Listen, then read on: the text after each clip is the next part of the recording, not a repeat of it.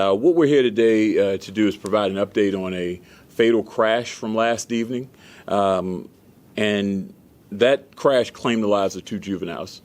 We thought it was important that we bring you out here to discuss that because that's a sad set of circumstances, of course, that occurred.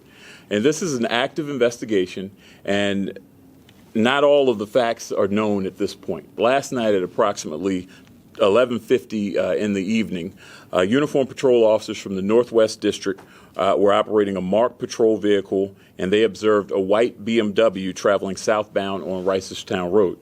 Officers recognized that vehicle as fitting the description of a Be on the Lookout, or BOLO, as being stolen earlier in the day at 11:30 a.m. on the 16th in the Northwest District where they were.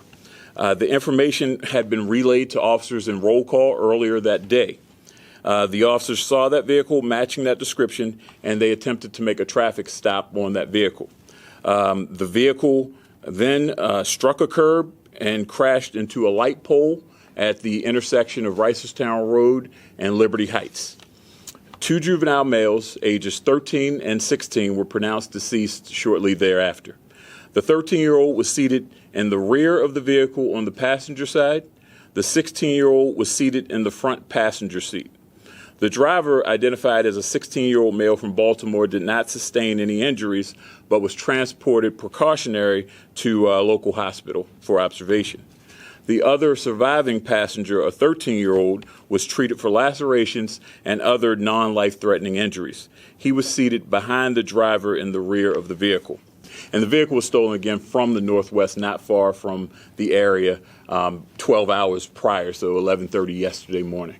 As with any loss of life, and regardless of the scenario, we need to have our thoughts with the two grieving families of, again, a 13-year-old and a 16-year-old. So that's what we know at this point. But one thing that's also important is the vehicle that was stolen, the keys were left with it.